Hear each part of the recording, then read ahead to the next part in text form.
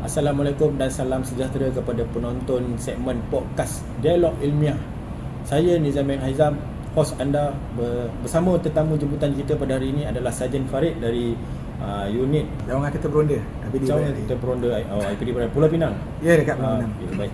Jadi isu yang hangat dalam kalangan PDRM ni dan akan kita bincangkan adalah isu arahan tidak jelas dalam kepengurusan PDRM. Ya. Okey, saya nak tanya Cik Farid lah. Apa yang Cik Farid boleh jelaskan tentang isu arahan tidak jelas dalam pengurusan PDRM ni? Pengalaman saya yang tak lama lah dekat PDRM ni dalam 13 tahun lah. Oh, 13 tahun lah? Ya, dalam 13 tahun. Macam-macam kerenah pegawai yang memberi arahan lah saya dah melalui. Contoh macam nak kata isu ni, arahan yang tak jelas ni, macam pegawai bagi arahan di ketika waktu kritikal. Contohnya berlaku keadaan darurat macam baru ni COVID kan. COVID. Jadi benda tu tak pernah jadi sebabkan tak jelas. Sebab ilmu pasal COVID kita dah kurang, bukan kurang, tak pernah ada, betul tak? Ya, ini pertama kali berlaku. Masa tu kan. Jadi menyebabkan tak jelas, kurang ilmu pada tu lah. Satu lagi isu yang arahan tak jelas ni macam kalangan anggota baru lah. Banyak istilah polis. Istilah polis ni macam sentri kan. Sentri ni kalau orang luar tak tahu, cik pun tak tahu, cik pun tak tahu. Betul. Kalau orang awam biasanya mungkin tak tahulah apa itu sentri. Sentri ni macam pengawal di bilik depan, balai pos pengawal. Macam orang kata guard lah. Itu. Jadi untuk pegawai kalau dia terlalu pakai perkataan polis, memang masalah lah. Arahan tak jelas lah, nanti orang ingat kena tugas apa. Ceritakan lebih spesifik tentang isu dan arahan yang tidak jelas dalam PDRM. Macam saya cakap tadi, lebih kurang lah dia yang penghantar mesej, maksudnya yang menghantar maklumat ni biasa pegawai. Pegawai atasan lah, yakni Ketua Polis Negara sehingga pangkat inspektor lah. Pegawai paling rendah dalam polis inspektor, paling tinggi IGP lah, Inspektor Jeneral Polis, KPN lah.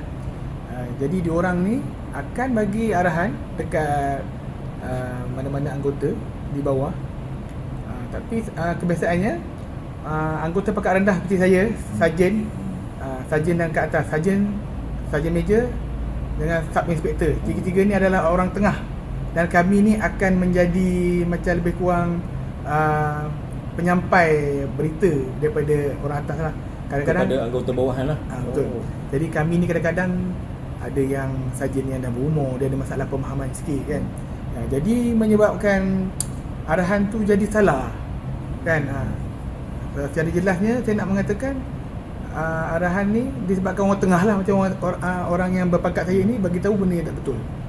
Macam tu lah. Pada pendapat sarjan lah sendiri kan, macam mana cara kita nak selesaikan isu arahan yang tidak jelas ni dalam PDRM? Bagi saya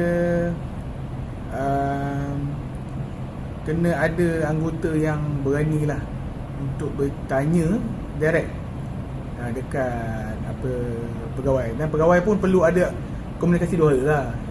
Kau tak boleh, kau rasa kau pegawai, kau tak boleh cakap. Ini dah zaman 2005 dah. Zaman-zaman tok nenek kita dulu kan, pegawai pun tangkap SPM pun ada jadi pegawai kan. Ya, betul. Saya tidaklah mengatakan kalau SPM ni orang tak cerdik, bukan, tapi biasanya kalau orang yang ada didikan yang tinggi ni dia ada adab kebiasaannya. Jadi diorang boleh dengar. Macam sekarang ni pegawai PDRM pun semua dah boleh buat macam kawan lah. Satu lagi, hantar pegawai lah ke kursus, ke seminar, ke komunikasi untuk memantapkan orang kata public speaking diorang ke, cara penyampaian ke. Tu sikit banyak lah. Jadinya dia yang pentingnya adalah komunikasi dua hala lah kan. Mungkin pihak atasan pun perlu ada sikap hati terbuka kan. Dia tak boleh mementingkan diri dia dan tak nak dengar pendapat daripada orang bawahan kan? Itu selalu ada, dulu memang selalu ada lah. Memang berlaku kan. Tapi masing-masing orang ada cara dia kan, ada style dia. Okay. Masalah. Baik, seterusnya lah kan, saya nak tanya kepada Sarjan Farid lah. Penting ke komunikasi yang baik dalam PDRM? Soalan yang bagus tu lah. Saya bagi contoh lah. Saya tanya cik lah, kalau cik boleh jawab lah. Apa kegunaan radio set walkie-talkie tu? Apa kegunaan dia? Untuk memberi arahan dan menerima arahan. Orang kata beri maklumat lah dengan kita. Contoh kita tahu gempa bumi berlaku. Kita cakap satu saat je dengar satu daerah. Oh, cepat lah. Cepat. Jadi nak kata pentingnya, penting tak kalau contoh kita nak bagi maklumat yang benda tu darurat dekat satu negeri, satu daerah lah. Penting tak kita bagi maklumat tu untuk orang siap sedia? Penting lah. Itu saya kata komunikasi ni memang penting lah. Jadi kalau arahan tidak jelas menunjukkan pengurusan komunikasi dalam satu tempat tu, yakni mana-manalah sektor awam pun sangat lemah. Satu lagi, komunikasi ni perlu dua hala lah, untuk membuatkan situasi menang-menang.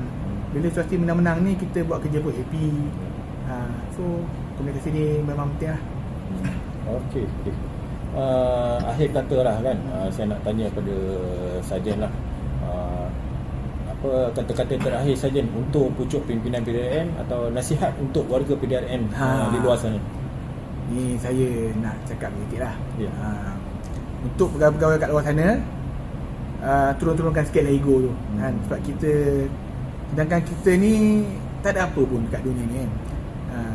Biarkan orang kata adakan komunikasi dua hala, boleh dengar pendapat siapa-siapa saja yang di bawah ke kan, untuk melahirkan satu organisasi yang harmoni lah. Saya harap itu je lah. Macam yang bawah pun sila bertanya dengan cara hormat. Kalau tak puas hati, cakap direct.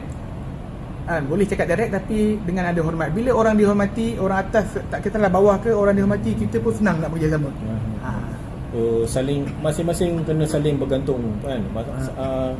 Di peringkat bawahan kena hormat dengan peringkat atasan. Ya, betul. Peringkat atasan pun juga macam tu lah. Okey, baik. Terima kasih pada Sarjan Muhammad Farid daripada cawangan Kereta Peronda IPD Barat Daya dalam segmen podcast Dialog Ilmiah kita pada hari ini. Jadi itu saja segmen podcast kita. Assalamualaikum warahmatullahi wabarakatuh. Waalaikumsalam.